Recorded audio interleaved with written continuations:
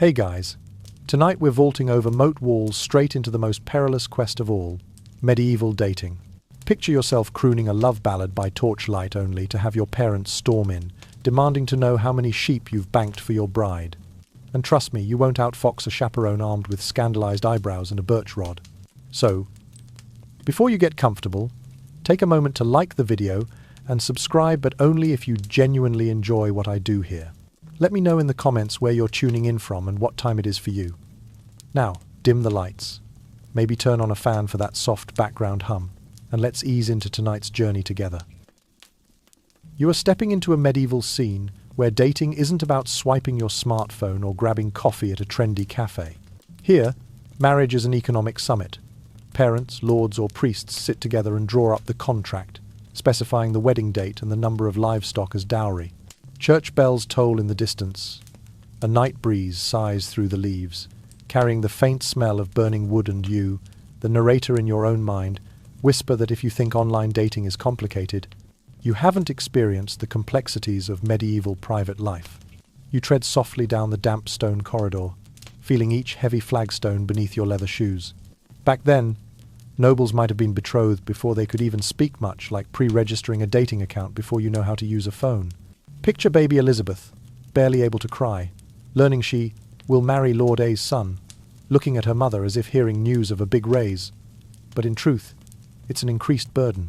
You lean in, listening to the ASMR, water dripping with a soft plop in the well, the low grunt of pigs in the next pen, and the hushed whispers of the chaperone counting how many goats make the dowry. If you think applying for free Wi-Fi is stressful, try negotiating 10 goats with someone's parents. Medieval marriage resembles a real estate deal. One clan transfers fields, salt mines, even silver pits to another, in exchange for a political alliance. You might compare it to an auction listing. Adjacently paired manor includes vineyard and a pre-ordered bride. Peasants fared slightly better. Their families still arranged marriages, but the dowry was simpler, perhaps a single nanny goat or a sturdy thatched roof. You inhale deeply, sensing the mingled scents of hearth smoke, dried grain, and dew-damp grass drifting through the window crack. You wonder whether anyone in over 90% of medieval marriages ever found true love. Historians still debate the figure. Some say only 5–10% married for love, while others argue it rose to 15–20%, thanks to stolen glances at fairs and markets. You smile to yourself. If it was only 10%, maybe today's single rate is even higher. You step onto the cobblestone threshold, each footfall sounding like a drumbeat, lulling you into a space both grand and stifling. Imagine holding a bouquet of wildflowers to give a girl by torchlight, meeting her for the first time, and freezing her voice trembling like a video call on weak signal. First encounters often happened on the wedding day itself. There was no pre-date phase of reading bios, scrolling Instagram, or checking a 10-kilometer radius. You rest a hand on the rough wooden chair, tracing the grain of your cloak with your fingertip. The torchlight flickers over the chaperone's sharp features. You recall modern nights out. A single look can cause butterflies, but here, a stolen glance of mere seconds earns an immediate rebuke. What are you staring at? Smooth as a breeze, sharp as rolling pebbles, medieval dating was not for the faint-hearted. Yet you realize that amid the dowry agreements and clan bonds, there were private moments. A few lines of verse scribbled on scrap parchment, secret looks exchanged under an oak's shadow, and fleeting smiles. In some castles, such love notes were locked in secret chests, scented with orris root, and dried petals like a wireless emotional signal flickering in the night. You see that no matter the hardships, human longing for love cannot be extinguished. You close your eyes, letting the gentle hum of a fan, the whisper of wind through the curtains, and the cool stone walls' moisture soothe you. Your breathing slows, each rhythm a soft lullaby, carrying you into distant memory. In that moment, you understand that medieval dating was a stroll through ceremony, power, and hidden affection, a labyrinth in which every step cost livestock or land.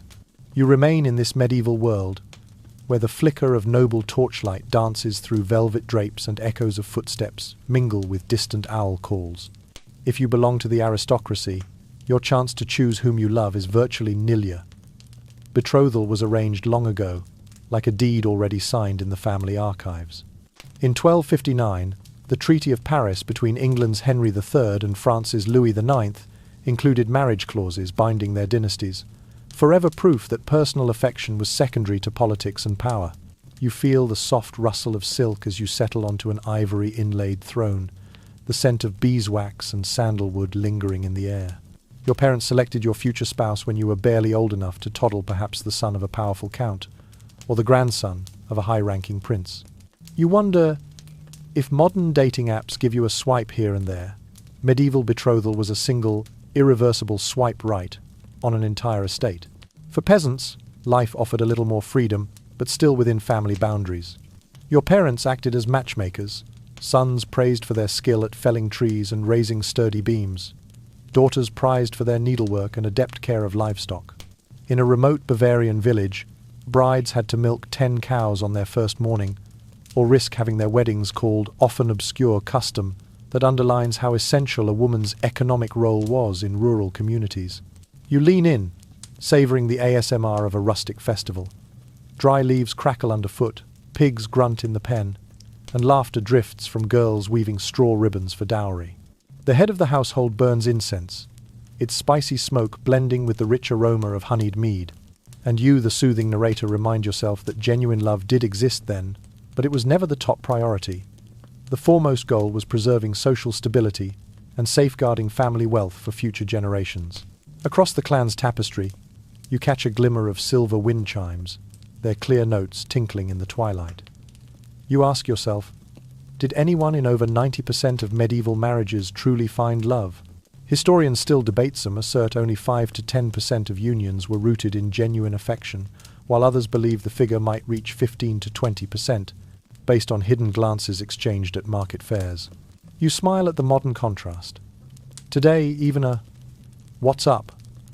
text can spark drama. Back then, a discreet wink toward your betrothed earned swift rebuke.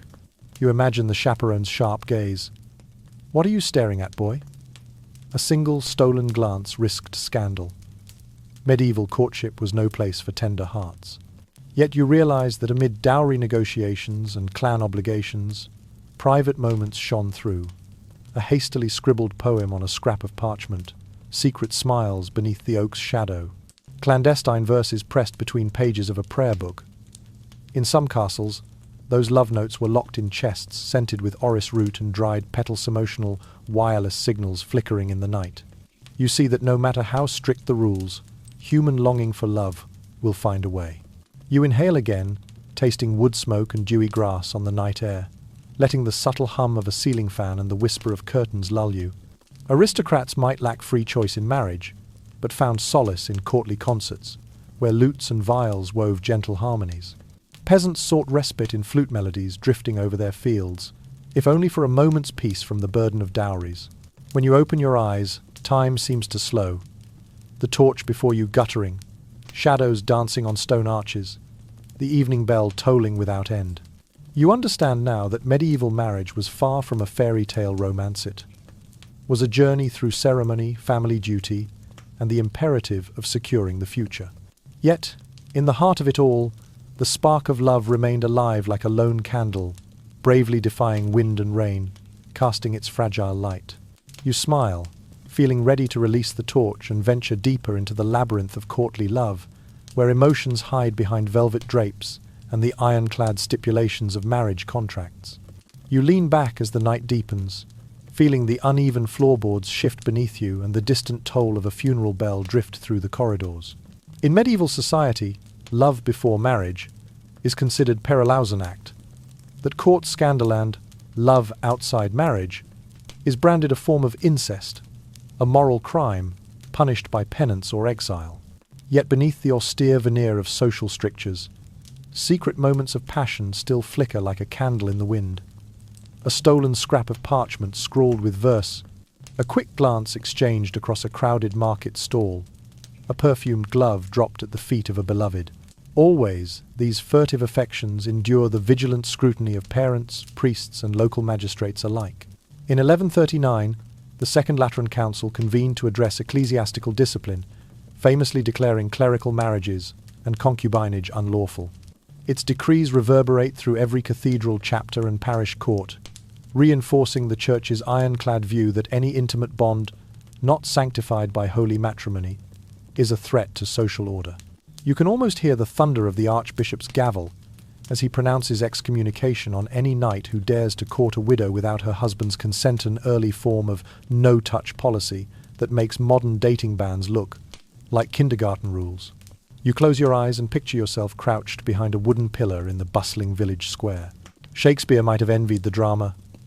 Merchants hawking spiced wine, children darting through stalls of dried fish, and you, heart pounding like a drum, watching your secret flame pass by with a basket of onions balanced on her head. The onion's sharp scent pricks your senses, an ASMR moment of reality amid a dream of romance. You wonder whether your dated smartphone could ever capture this heady mix of fear and excitement. Quip: at least your phone won't blurt out typing and give you away. Despite the Church's heavy hand, clandestine poems known as trouvère verses flourish in hidden cahiers, tucked under straw in thatched cottages. An odd fact: in some Breton villages, lovers used messenger pigeons to carry notes from one pantry window to another. These birds, trained to trace familiar rooftops, transformed humble farmyards into secret post offices of the heart. You imagine a pigeon perched on your windowsill at dawn, cooing a love sonnet in code far more adorable than any group chat emoji. Scholars still debate whether these verses represent true romantic zeal or mere literary gamesmanship. Some argue that the troubadour's lyrics are genuine outpourings of affection, while others maintain they functioned primarily as social performance, a way to display eloquence in the courts of southern France. As you drift through this debate in your mind, you can't help smiling.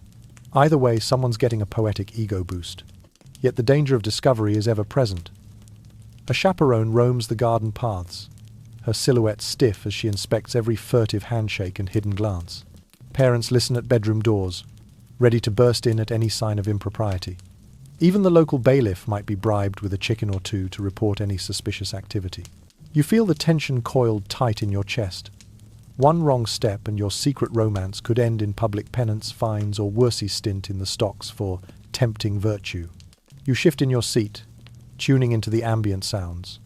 The distant drip of water from a leaking roof, the rustle of linen as you smooth your cloak, and the low hum of a nearby hearth. The mix is oddly comforting, a medieval ASMR that lulls your anxiety even as it heightens your anticipation. Imagine feeling this juxtaposition in a sleek, modern apartment. Netflix playing softly, a latte steaming beside you, and the thought that your parents might stroll in at any moment to verify your dating profile. Suddenly, your so-called privacy seems less secure. In the countryside, peasants find quieter corners for their secret exchanges. A barn loft at dusk, the smell of hay mingling with the perfume of wildflowers pressed between two boards. In a remote Swiss valley, it's said that a young couple carved their initials into an oak trunk and swore oaths under moonlight, using the tree's sap to seal their promises. That sap becomes their blood pledge, a romantic ritual so little known that it survives only in whispered lore among local elders. Scholars still debate whether such rural rites reflect widespread folk traditions or isolated eccentricities. Some claim they exemplify the human drive for intimate connection beyond the grasp of elaborate court protocols. Others dismiss them as folklore embellished over centuries. You savor this academic tug-of-war, knowing that the true story lies somewhere between historical record and poetic myth. Across the hall, torches sputter as you tiptoe toward a side passage. You recall a modern date who complained when you paused to take a photo of the sunsether. Pausing to drop a rose into a courtyard fountain is an act of daring worthy of a ballad. And speaking of roses, an urban legend whispers that in some Andalusian palaces, a red petal plucked at midnight from a sacred rosebush guaranteed the bearer a glance from their beloved for 7 nights running. You file that under romantic hacks with serious consequences. Pick wrong, and you might incur the gardener's wrath. Behind every stolen moment, there's a risk assessment. Can you afford the penalty if caught? Church courts demand fines in denarii or public penance, requiring a pilgrim's walk to the nearest shrine barefoot. Imagine checking your bank balance after a Tinder date now. Amplify that anxiety by 1,000, and you're feeling medieval love in full force. You sink into the cushion of an oaken bench, the upholstery prickling your skin, and draw a slow breath. The scent of burning pine twigs curls in your nostrils like a lullaby. You realize that even within the strictest confines, humanity's yearning for romance blooms in hidden nooks and whispered exchanges. It's a vulnerable dance. One step forward under starlit suspicion, one step back at the sight of a looming silhouette. Your thoughts drift to modern parallels. Encrypted messaging, anonymous confessions on social media, late-night voice notes sent at 2 a.m. These are today's secret rendezvous, a digital courtyard, where hearts meet unseen. But in medieval times, hearts met in dank cellars and beneath temple arches, in languages coded by meter and rhyme rather than by binary digits. You exhale a long, slow sigh, letting the ambient crackle of embers and the hum of a distant choir wash over you. Your pulse slows, each beat a testament to clandestine devotion. In this convergence of ceremony and desire, you understand that true passion thrives on risk and subterfuge, whether cloaked in velvet or veiled by a smartphone screen. And so, as your eyelids grow heavy, you carry with you the echoes of hidden love, the echo of hooves on cobblestones, the echo of whispered verses, the echo of a mother's sigh when she discovers a secret letter. You drift between consciousness and slumber, cradled by the knowledge that even the most stringent rules cannot fully extinguish the flame of affection. Now, let the quiet hum of the night guide you deeper into the labyrinth of medieval hearts, where every stolen glance is a triumph, every whispered vow a rebellion, and every secret poem a spark that keeps love alive under watchful eyes. You take a deep breath, letting the soft whir of the fan and the gentle rush of night air through the curtains settle you into a slow, deliberate pace. Before you even think of flirting, you have to ask yourself, what am I bringing to the negotiating table? In the Middle Ages, this wasn't a rhetorical question, but a matter of survival. If you're male, you must possess land, livestock, tools, or at least a sturdy roof that doesn't leak. Think of yourself as a young entrepreneur pitching to a board. Without tangible assets, you have nothing to present to the family council. Under King Richard the Lionheart's laws in England after 1189, it was forbidden to marry without a minimum level of property-clear evidence that marriage was viewed as a vital shareholding.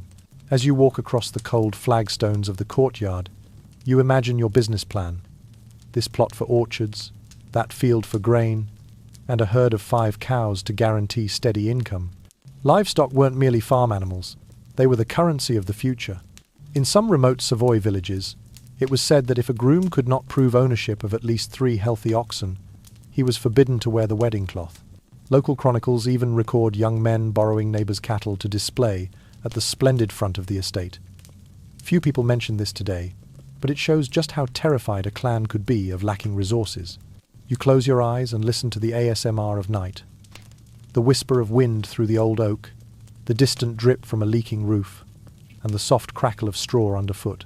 Now you understand that the path to the heart wasn't a stroll at sunset, it was a presentation of fields and a proof of tax assessments. If you think a single swipe can be exhausting, here you had to swipe an entire genealogy. If you're female, your family must assemble your dowry, the initial capital for the marriage, in money, fine garments, or even a flock of healthy geese. In parts of northern Europe, goose down was prized for bedding, symbolizing prosperity. In the village of Helden in 1321, locals even paid their land tax in live geese rather than coin, a little-known fact that illustrates the value placed on these birds. You sit upright on an intricately carved wooden chair, feeling the rough grain beneath your fingertips.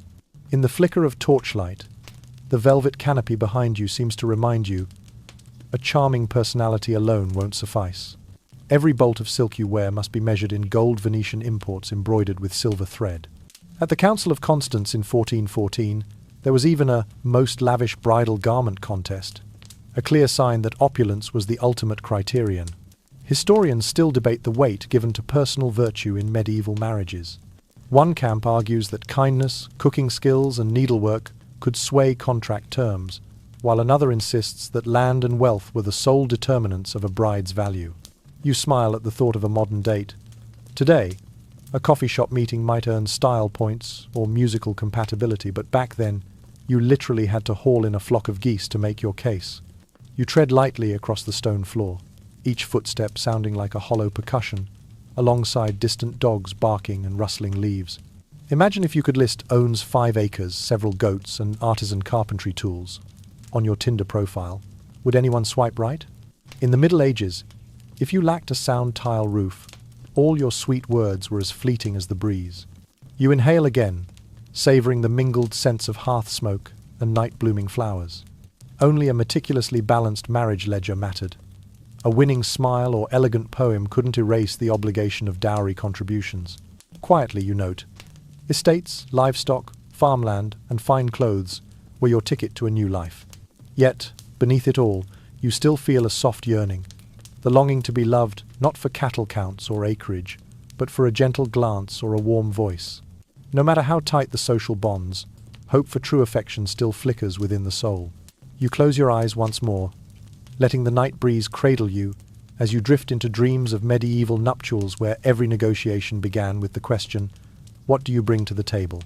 You quietly close your eyes, listening to the rustle of the night breeze like a soothing ASMR track, and think of the one who holds your heart flickering by a distant hearth. But just as your heart begins to yearn, a question intrudes. Are our fortunes well matched? In the Middle Ages, differences in wealth weren't merely personal issues, they were hard boundaries that determined whether two families would unite or remain apart. For nobles, marriage was the ultimate tool for expanding territory and cementing political alliances.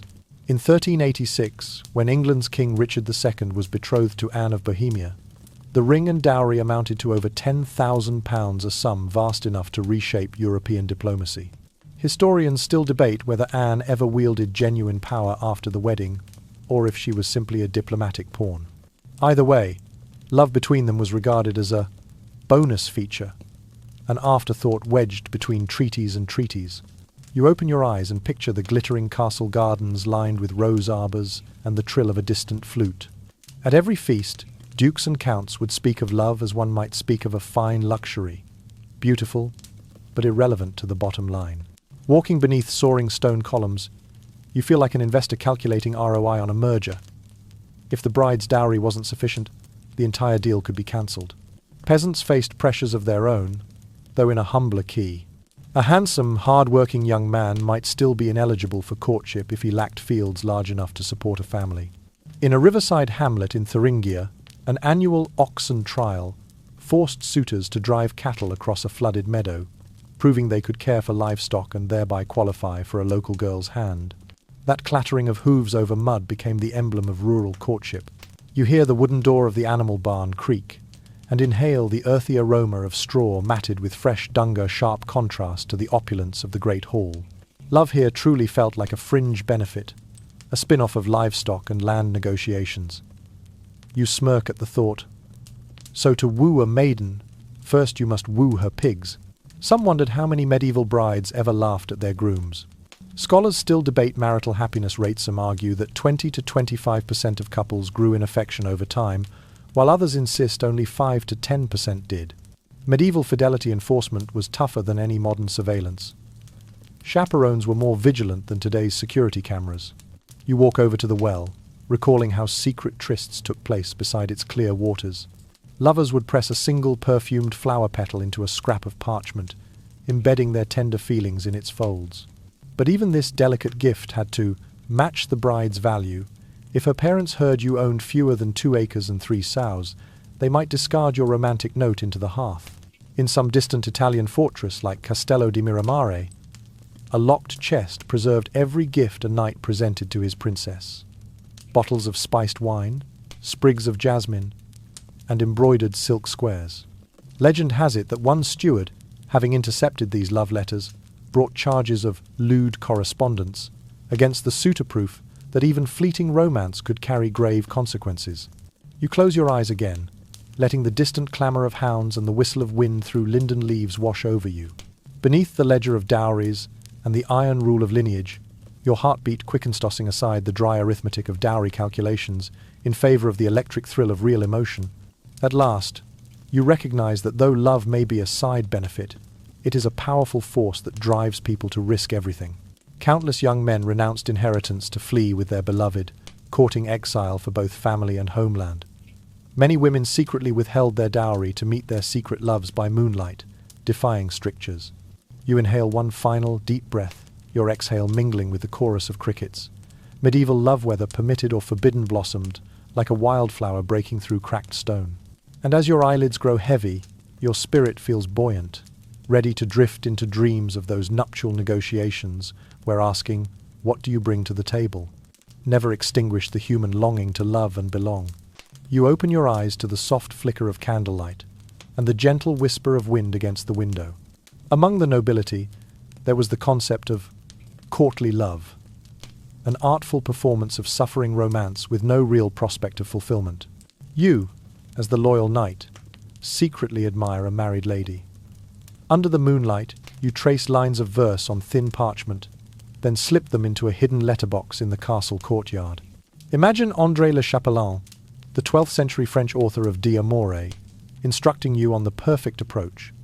You compose odes to her eyes, wear a silk scarf in her livery colour draped over your shoulder, then ride into the lists to honour her name.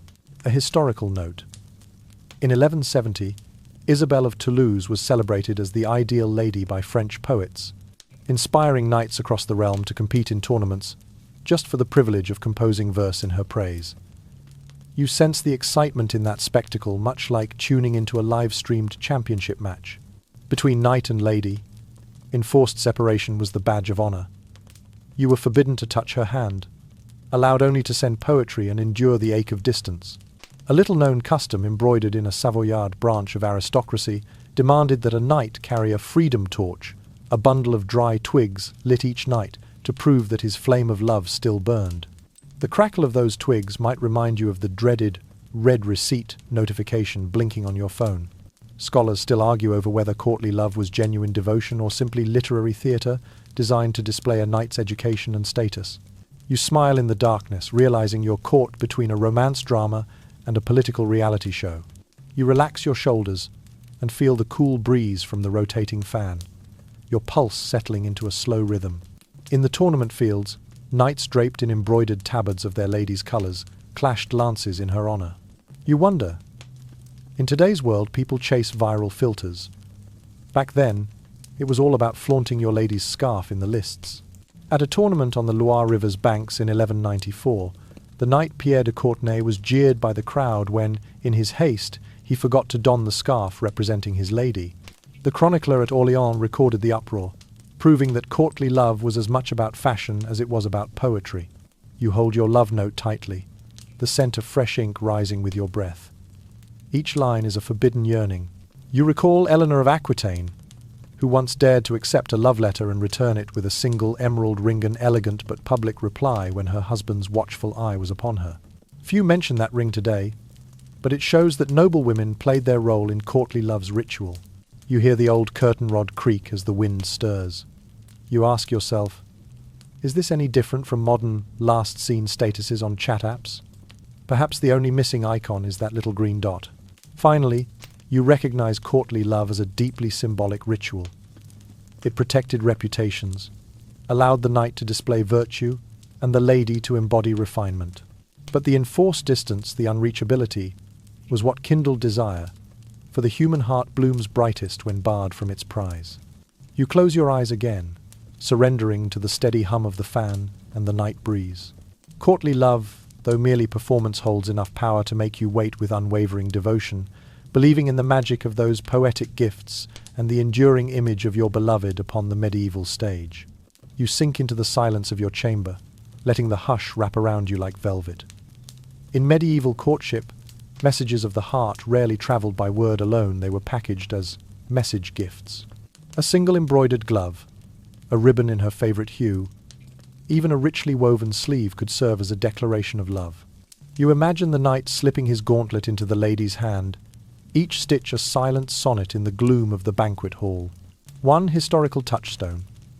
In 1174, during the jousts at Toulouse, Sir Geoffrey of Anjou presented Lady Matilda with a white silk glove marked by an embroidered falconto, signal his devout admiration. Chroniclers record how onlookers gasped when Matilda slipped it inside her bodice rather than discard it. The glove became the symbol of their unspoken bond, passed from one court to another, marking the start of a celebrated, if clandestine, romance. Yet the gift's meaning was never spelled out. A glove pinned to the lady's cloak could mean, "I adore you," "I seek your favour," or simply, "Be my partner at the mask." If the recipient accepted it openly, she invited speculation. If she feigned ignorance, she preserved her reputation at the risk of missing an amorous overture. You feel the thrill of that gamble like sending a text without checking read receipts. In some regions of Aquitaine, an odd custom arose. Lovers exchanged narrow armlets of silk, each embroidered with initials hidden beneath coloured stripes. Few historians mention this, but in the dusty archives of a Bordeaux monastery, one such sleeve was discovered in 1322, its silk threads still gleaming. The sleeve's bright red stripe signified protection, while a blue stripe meant faithful devotion. Through a cascade of symbolism, a simple ribbon carried the weight of unspoken vows. Scholars still debate how literal these codes were. Some argue that token gifts formed a genuine secret language, understood by insiders and guiding behavior. Others contend that later Romantic literature retroactively framed everyday favors as dramatic gestures. Was Lady Eleanor truly flirting when she accepted a ribbon in 1189, or merely adhering to courtly custom? The truth lies buried in letters, half erased by time and in your own longing for clarity. Imagine the tension in a lord's garden. You, masked at a moonlit revel, edging toward the lady's pavilion. You extend your hand, palm up, revealing a single white glove. She glances, heart pounding if she offers you her left hand in return. She acknowledges your secret. If she withdraws, you risk whispered rumors. Each outcome sets tongues wagging faster than any marketplace gossip. You can almost taste the tension, feel the damp stone floor beneath your boots. In peasant villages, tokens were simpler but no less fraught. A carved wooden spoon pressed into a maiden's palm conveyed, "I wish to feed you," while a handkerchief stitched with a wildflower motif whispered, "I remember you." In a remote hamlet near Mainz, a young swain once sent his beloved a split reed, straw symbolizing two halves bound by love. When she hung it above her door, neighbors nodded knowingly. The two were courting, and the village watchful eye turned sharper. One intriguing anecdote survives in a 15th century Swiss chronicle. A jealous cousin intercepted a silk sleeve, mistook it for a demand for marriage, and challenged the sender to trial by combat. The duel ended in a draw, and both families agreed to wed, but neither the challenger nor the original couple ever clarified whose ribbon it truly was. The incident earned a footnote in local law. Ribbons may provoke wars. Oh, at courtly gatherings, the atmosphere buzzed like an amphitheatre of whispers. A knight might discreetly wind a ribbon of his lady's colour around a tournament pennon, hoping to catch her eye.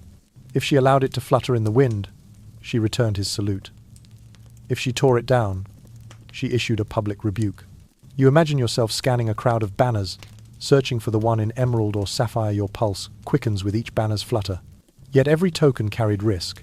Accepted gifts could spark scandal, or worse, accusations of impropriety. A glove dropped at a church pew might lead to a brief excommunication for disturbing divine decorum. A ribbon caught in chapel curtains could become evidence in a consanguinity case, with parents insisting on a papal dispensation. Emotional risk, it seems, was measured in dowry fines and church censures. You sit back in the hush, letting the soft hum of the night wrap around you. The flicker of torchlight casts ambiguous shadows on the wall, much like the ambiguous meanings of these tokens. You feel the thrill of possibility. A single folded ribbon, wrapped in perfumed parchment, could alter your entire destiny. In those rare moments when a lady responded in kind, pinning a ribbon to your horse's bridle or slipping a glove into your hands, the world shifted. Historians note that such exchanges sometimes led to lifelong partnerships, but just as often ended in quiet heartbreak. The very artifice that made courtly love so intoxicating also made it unbearably fragile. As your breath slows and the night deepens, you realize that these message gifts were the medieval equivalent of emojis and red receipts, an entire emotional economy built on symbols, ritual, and risk. You close your eyes, the image of a white glove lying on a velvet cushion glowing in your mind, a testament to the power of silence between hearts. And so you drift towards sleep, enveloped by the knowledge that love's language need not be spoken to be understood, in the flicker of a candle, the colour of a ribbon, or the touch of a silk sleeve. In that quiet exchange lies the essence of courtly passion, an unspoken promise bound by threads of silk and desire, kept alive in the darkest corners of the medieval night. You feel it the moment you step into the hall, eyes on you from every direction. In medieval society, the affection police consisted not only of your own mother, but also the lady's parents, the parish priest, and the ever-watchful chaperone. Every step you take, every casual greeting, even a passing glance, is monitored. Your heart races as you imagine the local curate perched in the shadows of the chapel, ready to report any hint of impropriety. A historical anchor. In 1215, the Fourth Lateran Council issued strict canons on clerical and lay conduct, implicitly endorsing the use of chaperones to protect female virtue. Bishops across Europe then instructed parish priests to ensure that no unmarried woman was ever left alone with a man.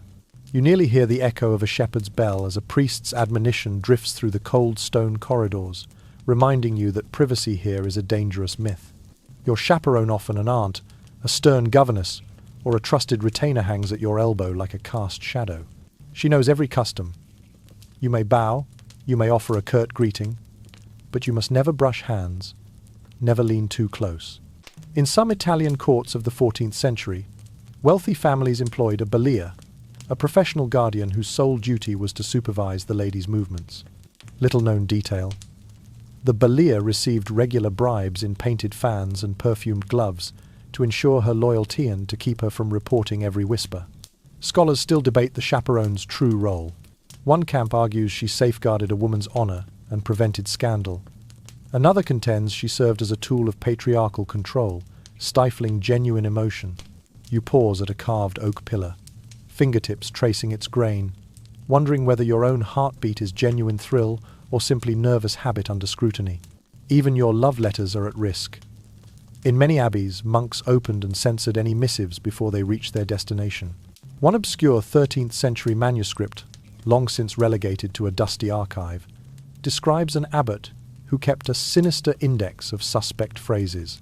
Metaphors involving burning embers or two hearts entwined were marked for correction. Imagine composing a heartfelt sonnet, only to see your carefully chosen words replaced by bland exhortations to observe propriety. In the countryside, the vigilance extended to every servant and gossiping neighbour. A chambermaid might overhear your whispered vows and relay them to the bailiff's wife, who passed them on to the Lord's steward. You can almost hear the rustle of linen petticoats and the clink of tankards as the rumour mill churns. The result? A single stolen kiss behind the dovecote could ignite a flurry of scandalous whispers, more damaging than any battlefield defeat. You shiver at the memory of a crisp wind rattling the shutters, as your chaperone's corset's faint squeak kept time with your pounding pulse. Each faint, noisy and errant footstep, a muffled cough feels amplified in the silent tension of forbidden desire. It's an ASMR symphony of anticipation and dread, reminding you that, unlike modern influencers under camera lenses, you cannot control the narrative. Should you be caught, penalties could range from enforced penance pilgrimages with a heavy cross strapped to your back to hefty fines deducted from your dowry or livestock. In extreme cases, excommunication loomed as a threat. To be cut off from the sacraments was a fear greater than any physical punishment. One infamous case in 1298 saw a young squire publicly whipped and forbidden to marry after being discovered alone with his beloved in a moonlit orchard. Your mind drifts to the story of Peter Abelard and Heloise in the early 12th century, an academic scandal that still resonates. Their affair and the ruthless vigil of Heloise's unclended in heartbreak and mutilation, underscoring how clerical and familial oversight could crush love. Heloise herself lamented in her letters the iron bars of propriety that confined her heart. You exhale slowly, letting the hush of night settle around you. The crackle of embers in the hearth and the distant hoot of an owl seem to whisper consolation. Even under the strictest guard, the human heart finds its secret alcoves. In hidden corners beneath a tapestry, behind a stone buttress, you might still exchange a stolen handkerchief or slipping glance. As you drift towards sleep, you carry with you the weight of ceaseless surveillance and the hush of secret longings. You realize that medieval love was policed as fiercely as any heresy, yet it survived in the shadows, protected by coded messages, and the courage to risk everything for one fleeting moment alone. Next, prepare to explore those hidden codes of affection where glances speak louder than words, and every subtle gesture carries the promise of a whispered vow. You step outside as the sky bleeds into twilight, and you hear the harvest festival drums echoing from the valley below. This is one of the rare moments when young men and women can meet without the hedge of dowry negotiations. For peasants, the festival is the real-world version of a chat room. Here, sack-tossing contests. There, a slippery pig chase on the straw-slick barn floor. And everywhere, bright ribbons spinning in the breeze. You breathe in the scent of new harvest grain, mingled with roasted honey maiden ASMR invitation to every sense. Laughter rises when a young man attempts the slippery pig chase, the boar tumbling across the straw with a series of excited grunts that send the crowd into fits of glee. Many compete in the sack toss. Whoever bounds 3 times around the pond before the village shrine earns secret glances from the local maiden. You think to yourself, if today's youth do TikTok challenges, then back then pig chase challenges were the real test of courage and balance, since one could slip and faceplant in the straw at any moment. In a quieter corner, girls tie ribbons to an old oak and dance to the trill of bamboo flutes. Each ribbon color carries its own message.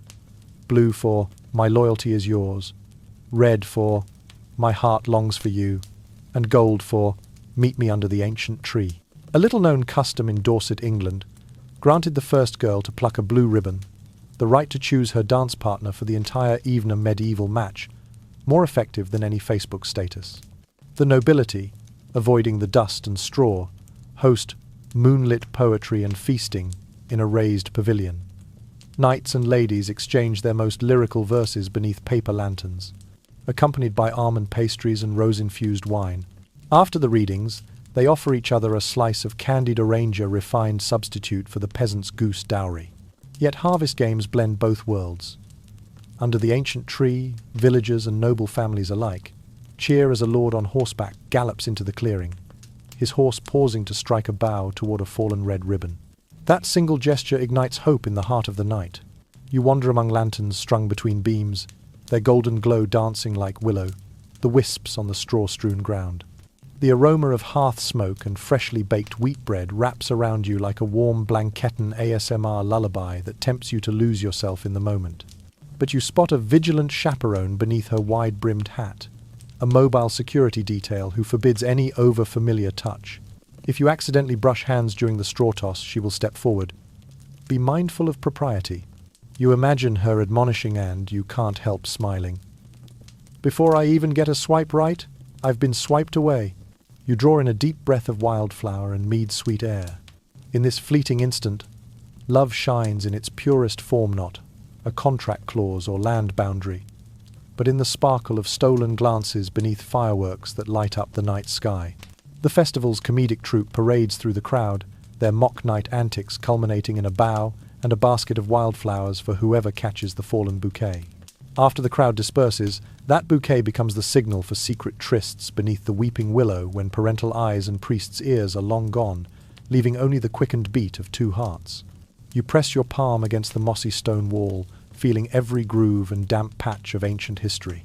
As you settle into the warm straw, listening to the rustle of your woolen cloak, you know that, however brief, the Harvest Festival offers a precious opportunity for young hearts to meet and for love to take root. The final torch flickers out and the crowd drifts home.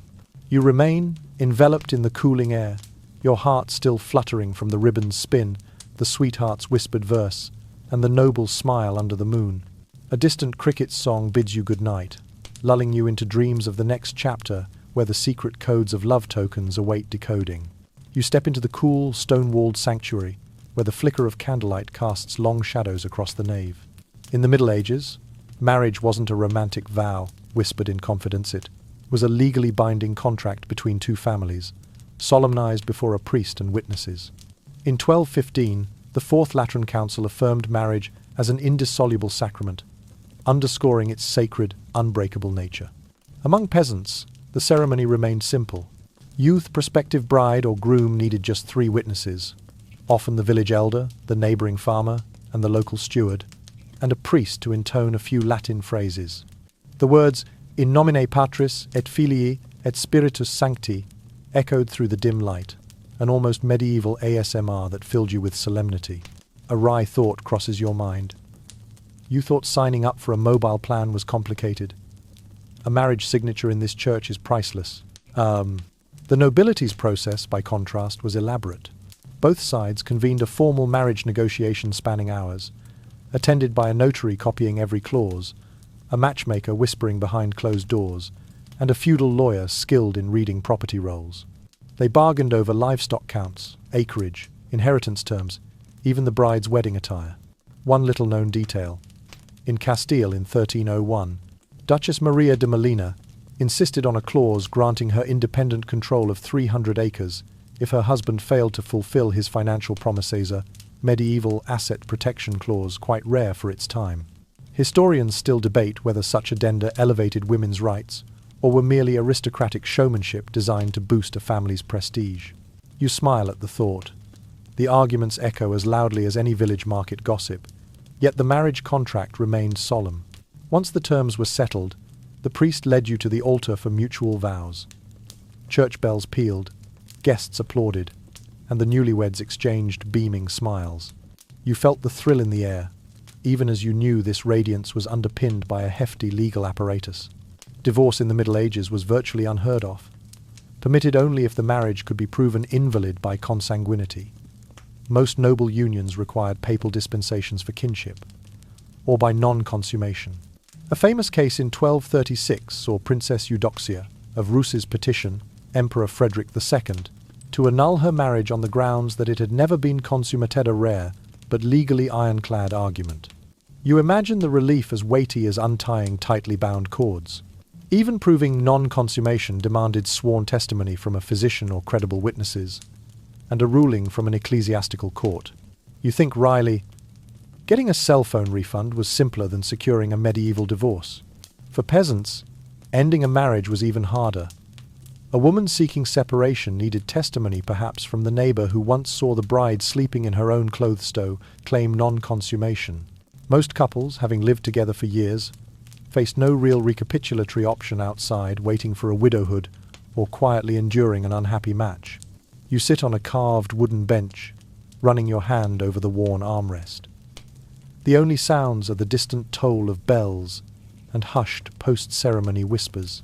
You realize you've witnessed a grand legal drama in which two hearts pledged themselves under clauses and codicils.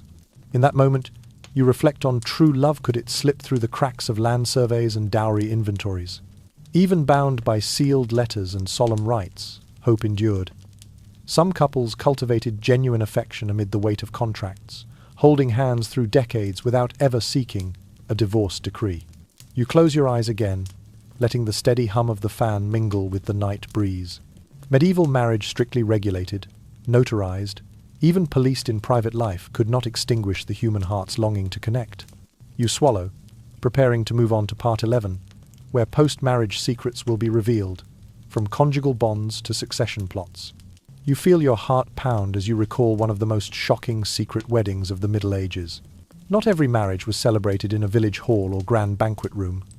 Courageous noble couples often eloped to a remote abbey, where a priest would hastily officiate before a handful of witnesses. News of their union swept through their families like a winter gale, leaving clans in uproar. Some members threatened disinheritance or expulsion from court, even exile beyond the realm. A historical example is the secret marriage of Eleanor of Aquitaine and Henry II of England in 1152. Just 3 days after Eleanor's annulment from Louis VII of France, she fled to Poitiers and quietly wed Henry at the Abbey of Saint-Julien. The scandal reverberated across Europe. Philip Augustus denounced Henry as a kidnapper of a queen, while the Pope intervened to avert a dynastic crisis. There are also little-known tales from Savoy. The Maurienne branch of the nobility once sealed their secret vows in a marriage contract in a cloak, a strip of velvet embroidered with names and dates, buried beneath an oak tree. When the clandestine union was discovered, the Maurienne family chose to honor the hidden contract rather than tear it apart, fearing a feud that could last generations. Scholars still debate the true motives behind these elopements. One camp insists they sprang from genuine passion, a rebellion against political arrangements. Another argues they were power plays by ambitious relatives, using romance as a veneer for property grabs. You smile, recognizing that idealism and intrigue often danced hand in hand. You tap your fingers on a wooden table, picturing torchlight flickering on abbey walls during a ceremony witnessed by no more than 3 souls.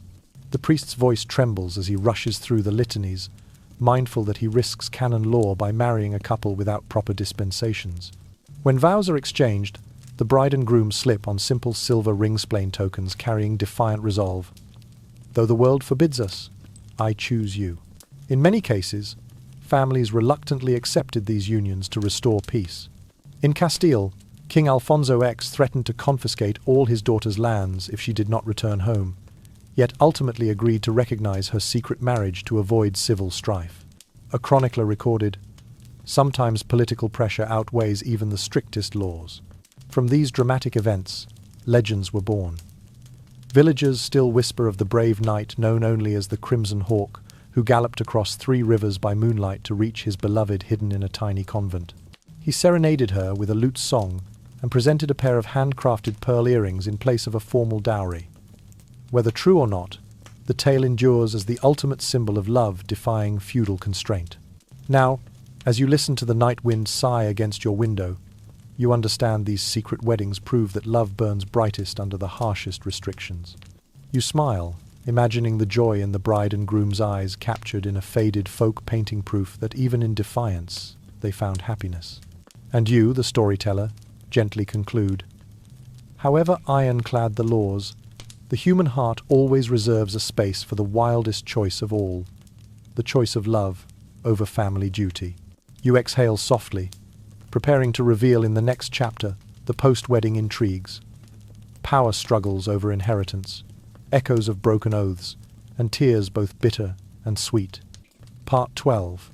You awaken in the mist-shrouded courtyard, the memory of that secret wedding still gleaming in your mind. Yet immediately after, "and they lived happily ever after," comes an equally tense drama, the battle over inheritance. Among the nobility, when a couple eloped, both families would convene an urgent council to renegotiate estates, land, castles, and surplus tithes. In 1162, following one notorious elopement, the Duke of Normandy summoned a synod of bishops to decide whether his youngest son could inherit, a clear challenge to feudal succession's transparency. Next came the inside schemes. Uncles and cousins produced power of attorney letters and entourages of lawyers, filing documents to invalidate the marriage on the grounds that it hadn't received proper church approval. A little-known detail. In 1287 at the Burgundian court, a young count was sued by his brother-in-law on the claim that the ceremony had occurred outside official business hours, rendering the contract null. The lawsuit dragged on for 5 years, involving summoned judges and even war horses paraded before the court to test the family's honor. Amid all these machinations, historians still debate the true legitimacy of such defiant marriages. One camp argues they were acts of courageous individual love, transcending collective interests. Another contends many were ploys by lower nobles seeking to infiltrate the elite, using romance as a facade for power grabs. You can't help but smile. Clearly, medieval love affairs were never as simple as a sweet ballad. Every dispute had to pass through an ecclesiastical court. You picture the priest, the notary, and the gathered witnesses in the candlelit nave, faces tense in the flickering glow. Witnesses swore, "I saw the marriage," or "I was present when no consummation occurred," then signed the parish register. Once at Clairvaux Abbey in 1199, records even show that triplet brothers were summoned to verify the wedding night each, pleading, "We only stood at the threshold." Testament to just how meticulous and absurd the legal system could be. In the end, many clans reluctantly bent. To preserve peace and forestall civil strife, they recognized the marriage, amended the contract, and divided the estate accordingly. Those once declared illicit couples became legends in folk tales, their Romeo and Juliet story echoing through the 12th century. Later generations praised them as saviors of rigid feudal custom, though in truth they were merely daring lovers. You draw a long breath, letting the rustle of leaves and the chill of dawn mist settle around you. Despite ironclad laws and power wielded on every parchment, love still found its way. Deep down, you realize that dating in the Middle Ages was not just romancite, was political theatre, where every embrace, every kiss, and every ring carried ambitions and stratagems of its own. Medieval married life wasn't always bathed in poetry and candlelight. Once the newlyweds exchanged rings in the church and the wedding feast dispersed, everyday reality swept in, tilling the fields, tending livestock, and safeguarding one's reputation under the village's watchful eye. Noble couples returned to their castle husbands to political duties, wives to childbirth chambers, embroidery lessons for their ladies-in-waiting, and granary management. Peasant spouses shared the back-breaking work of ploughing and harvest peaceful, certainly, but hardly romantic. Yet amid these strict bonds, infidelity still crept in like a smouldering ember. Extramarital affairs were denounced as incestuous crime, yet were by no means rare. A knight might sigh as he remembered his neighbour's lady, meeting her at a curtained window to exchange scraps of hastily penned verse. At Warwick Castle, legend tells of the Earl of Hereford slipping into the Duchess's chamber at midnight to leave a silver hairpin on her pillow.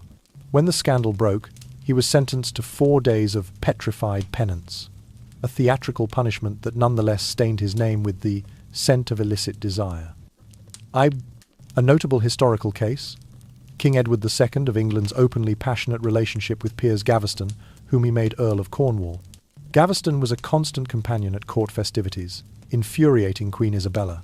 Their affair ignited a political crisis that ended with Gaveston's arrest and execution in 1312, proof that royal infidelity could trigger much more than personal heartbreak.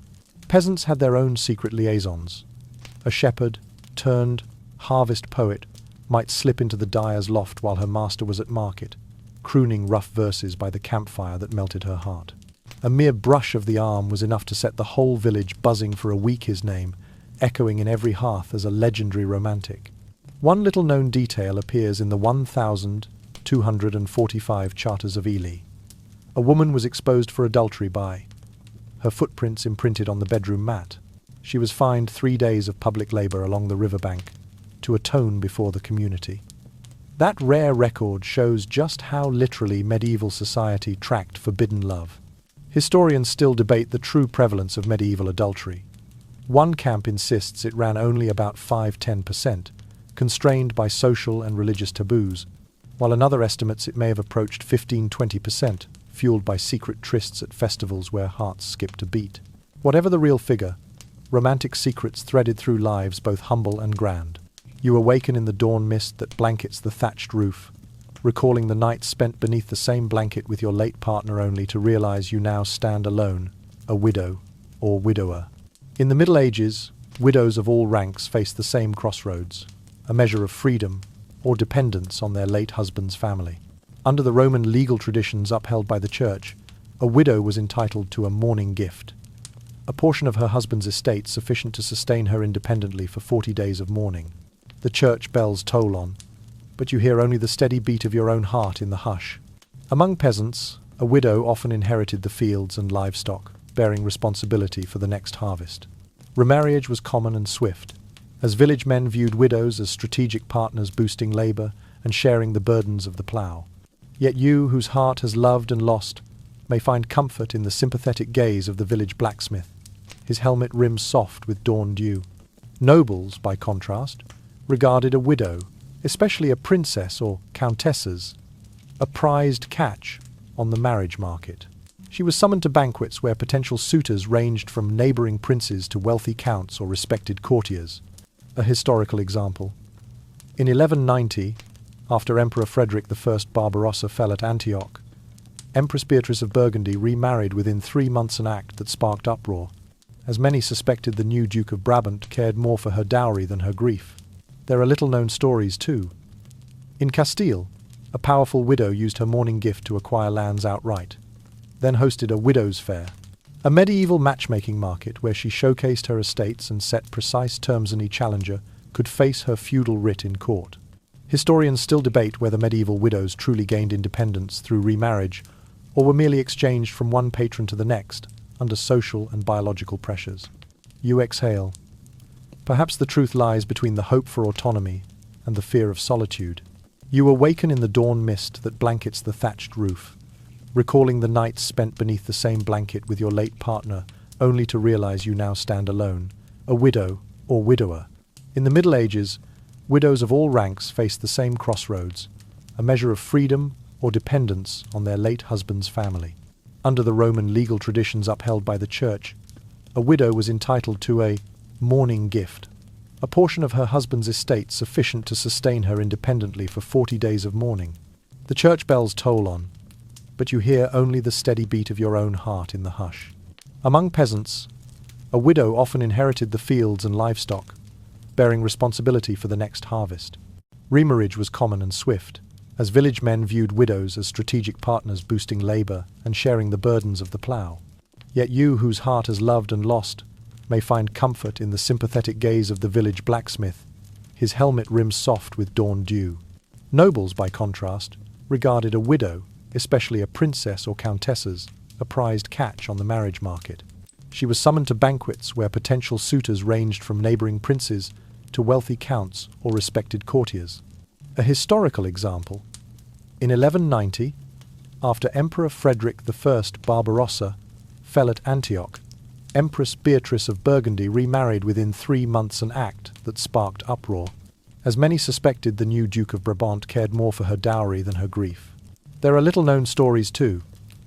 In Castile, a powerful widow used her mourning gift to acquire lands outright, then hosted a widow's fair, a medieval matchmaking market where she showcased her estates and set precise terms any challenger could face her feudal writ in court.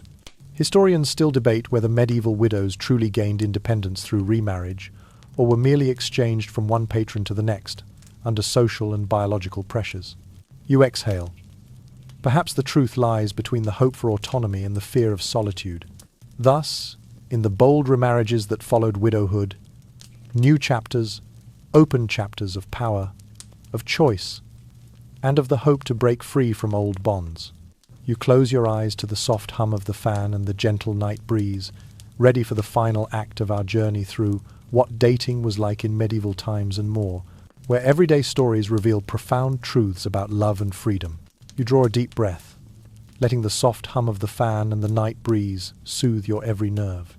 After traveling from medieval courtship to secret remarriages, you now see the full panorama, love constrained by ceremony, politics, and law, yet ever blossoming in the cracks of convention. A notable historical milestone. In 1314, King Philip IV of France promulgated the Lex Philaunica, formally declaring marriage both a right and a duty not to be dissolved at whim, while establishing protections for widows and orphans. This statute laid the legal groundwork, but also engraved in society the notion of marriage for life. No matter how broken a heart might be, the bond was meant to endure. You recall a little-known custom in Cornwall called the handkerchief exchange. When a suitor arrived for tea, he would present a silk handkerchief he himself had embroidered, concealed in a wooden box. If the lady kept it for 3 days, she tacitly agreed to a moonlit rendezvous after the sewing season. This ritual quietly survived until the 15th century, a testament to love's persistence against legal barriers. Yet historians still debate whether these rituals reflected genuine affection or merely masked power plays. One camp argues that symbols from glove tokens to mourning gifts kindled warmth in lonely souls. Another contends that the very rules stifled personal freedom, turning life into an endless, scripted drama. Now you understand. Medieval dating was not just clandestine verses beneath oak trees or festival dances, but a labyrinth of law where every step, every glance, every gift carried hidden meanings. You let your body relax, the night sounds lulling you, and you ask yourself, are we truly freer in love today, or have we only changed the scenery and technology? You remember the thrill of waiting for that little green scene on your phone, like the drum roll in a castle hall, and your mother draping a shawl around your shoulders and asking, "What are you up to?" Yet you smile, realizing that across centuries, the human heart's yearning for love and its own story has never dimmed. In this final, silent moment, you recognize that our journey through a distant age has come to a close, but the message of love, power, and freedom still resonates. Let your heart carry these echoes of history and embrace today's liberty with gratitude. And as you close your eyes, know that in any era, the human heart always longs for a genuine connection that is true magic that endures.